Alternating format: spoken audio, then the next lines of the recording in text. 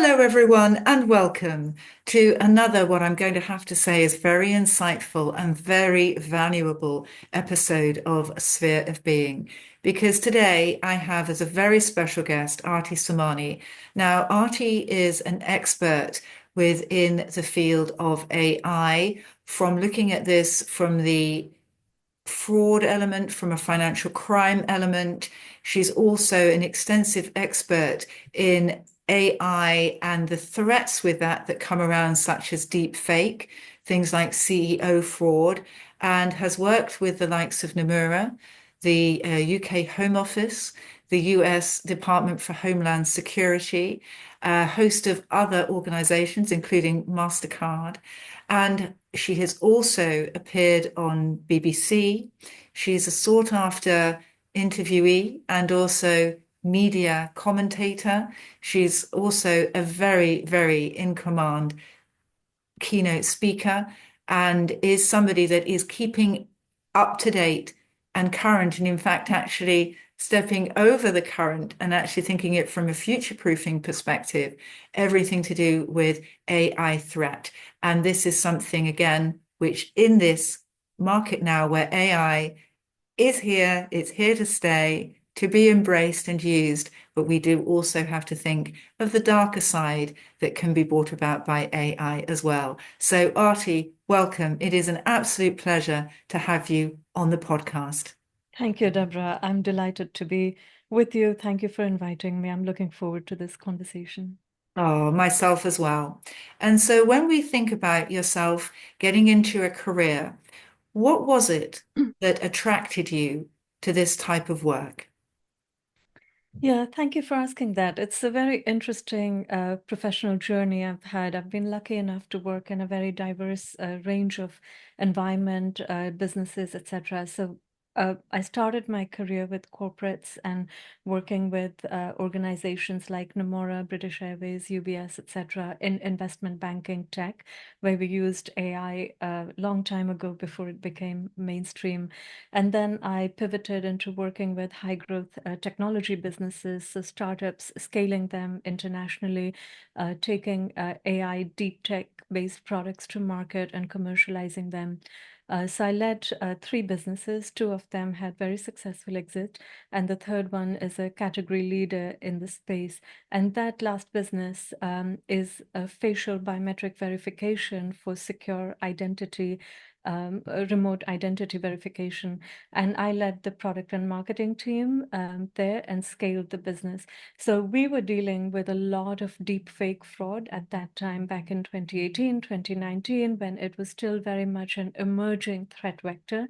Obviously, generative AI accelerated that whole process and catapulted us into the environment that we are in today, where deepfake and cloned voices are very prolific, very readily available, low barriers to entry.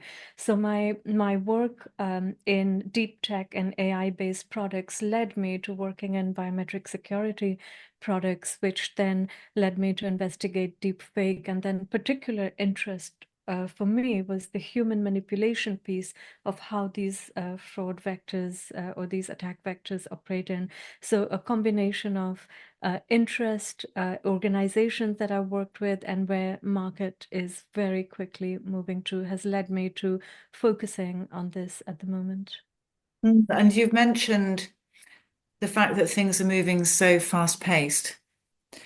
I'd like you to assist our audience now with the fact that how can you help within your business to keep people beyond the fast pace and actually future proof their business in regards to the activities and the criminal ventures that people are now engaged in this very leading edge technology? Yeah. So this is a big question for everyone. How do we protect our organizations, but also ourselves? And until very recently, organizations have mostly relied on security technologies and processes with some employee awareness, user training, etc., put in place, especially when the phishing scams started to become big. now the way that AI is being utilized to manipulate human beings, it is becoming super critical to make sure that the people who are engaged with our businesses, whether that's our employees, our partners, our customers, our suppliers, etc., the humans who are engaging with us are very much aware of what the threat vectors are out there, what kind of fraud happens, and how those frauds manifest within your working environment, within your digital space where you hang out online. So the way my organization or my business helps the market is in three ways. So one is we run awareness and education training programs and workshops. So they start at 60 or 90-minute master classes, and we can go into as detail as is needed for a particular business. So once the education piece is done, then we do vulnerability assessment. So let's take deepfake clone voice scenarios, and these attacks happen over a number of different surfaces. So it's not just you receive an email and you're spoofed. It's not like that. It starts with an email. It might go onto a WhatsApp. It might manifest on an SMS somewhere, etc. So we follow that journey where the employee is going, and we simulate the deepfake scenarios that tests the vulnerability of the organization. And then finally, we can never rest on our laurels. So yes, we take all precautions to make sure that we are secure. However, if an incident should take place, is the executive team prepared and ready to deal with that incident and therefore contain the damage? So we run executive tabletop exercises.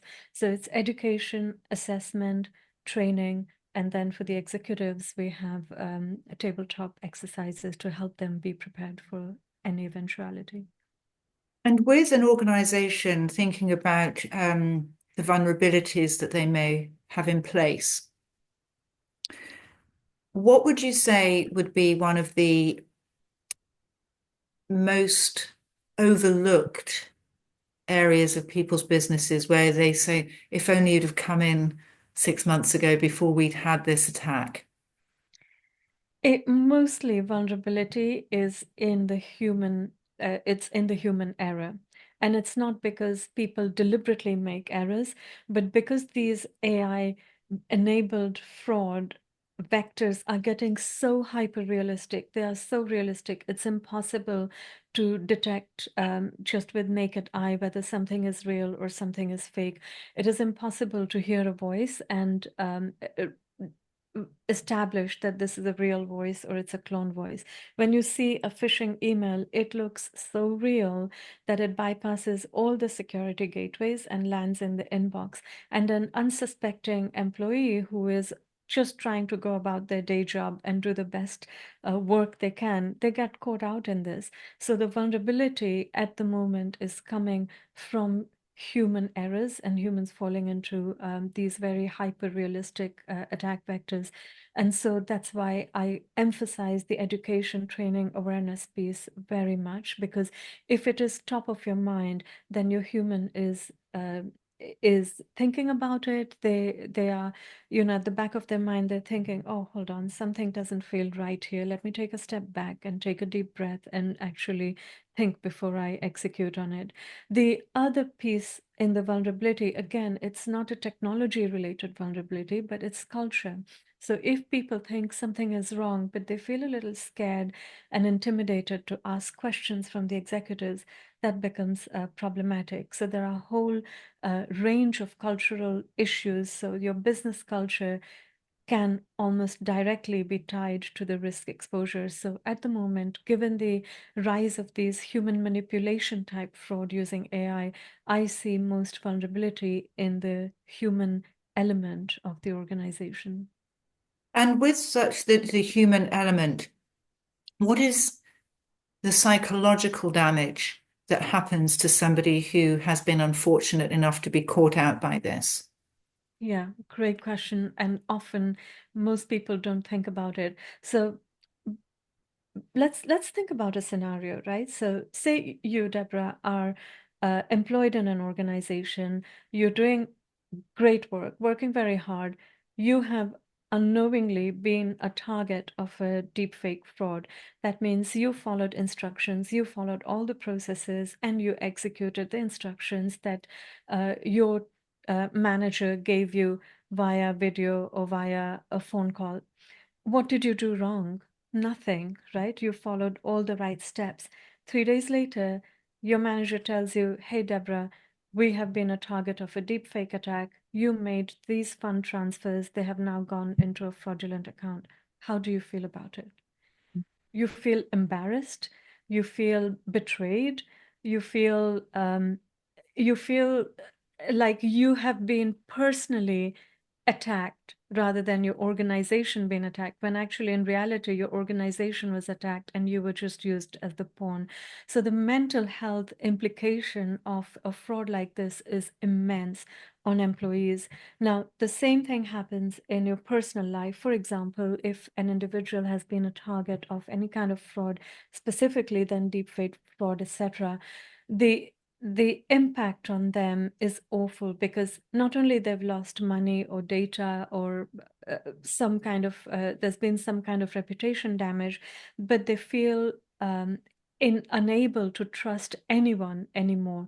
They feel so vulnerable, and any phone call, any online interaction, any digital transaction they do, they are just so nervous about it, and they often seclude, they cut themselves away from society because they don't know how or who to trust anymore. So often the unspoken, the invisible scars of the AI deepfake fraud are the impact on the human being's mental health and mental wellness. Thank you, for going into those details, Archie, because it might be from an AI perspective, a technology, but there is a human beingness about the end result, which is devastating.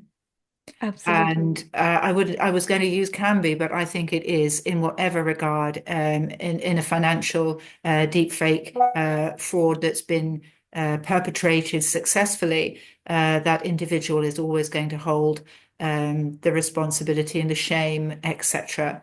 Um, with that in mind, when would you say it would be an ideal opportunity for an organization to work with you as part of their journey? Immediately. And I say immediately because 2025 is set to be the year of deepfake fraud. Like literally every stat you see in online, in threat landscape reports, etc., um, it is just exponentially rising. So I feel it's not in the interest of an organization to lose time in driving this awareness, this education program to your staff at every level, whether it's a company-wide program or at a team level, with a deep dive with certain teams who are responsible for security, who are responsible for culture, and executives. Just yesterday, I was speaking to someone who is a group CFO of a large organization. He received an email with a voice note from a board director instructing him to do certain things. And it's only because he had received a training like this, he was able to stop back, think about the context of the conversation in the board meeting they had previously, and therefore go and question that individual from whom this voice note had come. And it turned out that it was completely fake.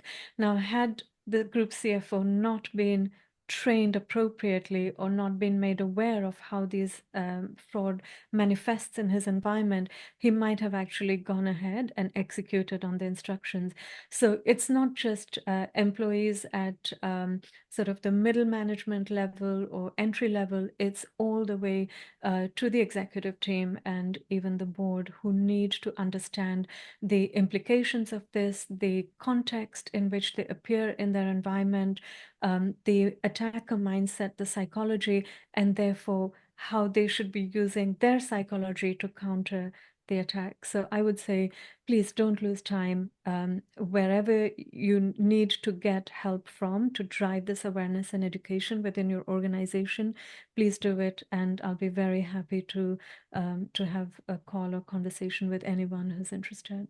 And you've mentioned a word a couple of times, context. Mhm. Could you go into a little bit more detail? about what that importance is around the context of receiving something and how you then take subsequent action. Absolutely. So I'll give you an example. A large consulting firm, whom I will not name, their CEO was impersonated. That impersonated video went out to some of their leadership team, and it contained instructions to execute certain things. When that video and that email landed in the team's inbox, it got quite far. Some of the team members did go quite far, and they followed the instructions that were given to them. But at one point, one individual stopped, and the reason they stopped is because this video was now asking them to go to a platform where the CEO normally never communicated or never used. So, for example, the CEO usually communicated via email or Slack or other business communication tools. One video asked them to move the conversation to WhatsApp, which they never used in the past. And this individual was diligent enough to think about the context for a second that, oh, hold on, I have never spoken to them on WhatsApp. Why suddenly they're asking me to jump on a WhatsApp call? That is extremely unusual. So that's what I mean by context. Like, does this make sense in the context of the environment that you are operating in? So it is contextual awareness, it is critical thinking that we have to train our employees to deploy. Another example, and this is in a personal context. So someone I was speaking to the other day, they said, um, her mother, this lady's mother, received a phone call which was in the voice of her grandson. And the voice said, "Hey, grandma, I'm in a lot of debt. I've spent all my student loan. I'm desperate for some cash. It's the new year, Christmas. I've used up all the money. Can you help me out by transferring £1,000 to my account?" And the grandma was, "Yes, of course, I will help you." Of course, she doesn't know how to do digital transactions. So she calls her daughter, my friend, and says, "Can you help me out to do this transaction?" And my friend is like, "Wait, hold on. He just received cash as Christmas present, so why is he out of cash?" And so she did a bit of investigation, and she asked the mother, how did the conversation go? And the mother said, "Corey called me and say, hey, grandma, I need some cash." And she said, "Hold on. He never calls you grandma. Whenever he calls you granny. So something is not fitting here." So when you put these pieces of information together, you hold back and you say, "Hold on, let me just cross verify before I do anything." So this is another example of contextual awareness, whether it's in your personal environment or in your work environment. I think we are at a place now that we have to be hyper aware, hypersensitive of everything around us.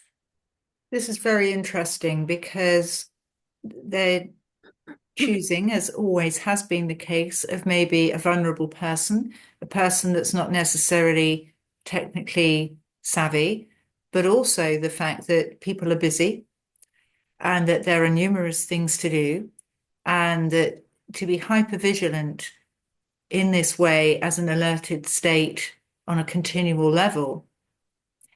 What would people say from the level of how do you show up like that with every single communication? Yeah, this goes to the conversation of trust. So what we're saying is that if your grandson calls you, don't trust him. Now, which is counterintuitive, right? Because you want to trust your grandson, you want to trust your colleagues, you want to operate as humans, we are wired to trust by default. And I will emphasize that we have to absolutely continue down the road of trusting your friends, family, and colleagues.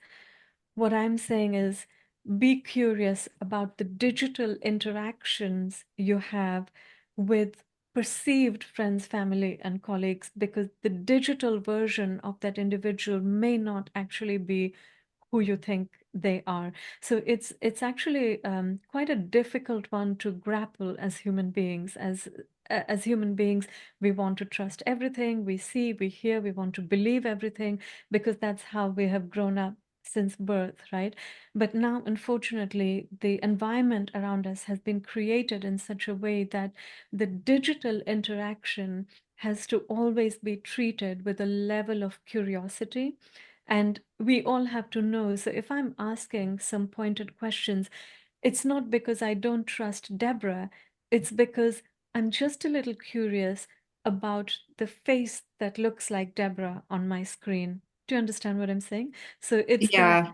driving that level of awareness to people say, hey, look, absolutely trust your loved ones, your colleagues. We are not fostering an environment of distrust here. We are, however, saying treat the digital versions of them with a little more caution and curiosity. Thank you. Because once you've now, excuse me, excuse me, once you've taken that and people understand that they're not going to be judged or mistrusted for the truth of themselves, it is that digital interaction, the way in which that platform presents itself from the digital world, that then removes it from the individual, and one can see that actually it is a process that's being derived here, not an attack on the individual. Exactly that. Yeah, you have to separate out the individual from the interaction that you are having with them online. And this is another part of the awareness and the education program that we work on, which is to help you train your clients in this. So if you, Deborah, are having a conversation with a client, and if you're asking some pointed questions to your clients in order to verify that they are real, then they should not take offense at that you are doing it to protect them and to protect yourself. So there is a whole arm of education, not just to your employees, but also to your clients, which is why I said at the start, it's any human who is part of your ecosystem in your business should be made aware of this. So again, once you establish that protocol with your clients, they then understand that it's not that you don't trust them, it's just that you don't trust the technology through which they are communicating with you. And this is interesting as well from a supplier perspective too, paying invoices, etc., to what you would say is a bona fide client, a supplier, that you've got to make sure again that supplier relationships are kept intact, but they know that there could be a level of security and some questioning around paying invoices that might Absolutely. not necessarily have been there previously. And Exactly. and in And if your I can work, yeah, do go just ahead. to close the loop on that, I was just this morning reading a stat. In 2024, 53% accountants had been targeted with fake invoices from their suppliers, and those suppliers never invoiced them. And we are talking hundreds of thousands of pounds worth of invoices, some of which did get paid to fraudulent accounts because these individuals just trusted the email that came with the invoice and they didn't cross check that something feels amiss here. So you're absolutely right that it's the supply chain, the customer invoices, everything you have to just treat with extra cautiousness. So, with a business, who would be the person that would work with you initially? Who would bring you in initially? What does that title look like? Who would the person be within the organization? Yeah, sure. So my experience has been quite varied. It's anything from the CEO or the GM of the business or a given a group or a given region to the security team, the CISO's office, sometimes a CMO's team, marketers, because they want as part of their employee summits, etc., to drive home a very serious message in an engaging way. And also, it's sometimes the human resources and the people team because they're actually being targeted heavily now. So, recently, just end of last year, there was an incident where a security company had hired a remote IT worker who turned out to be completely fake. So they posed themselves as being located in United States. They had all the identity documents. Every interview was a deepfake video call. It turned out that they were situated in a country in Asia, and the whole thing was completely fabricated. And when they were employed and brought into the organization, they already started installing malware on the company computer, which was given to them, and that's how they were caught. So it's really the finance team is targeted, the human resources team is targeted, the security team, whose responsibility it is to make sure that the security posture of the business is as tight as it can be.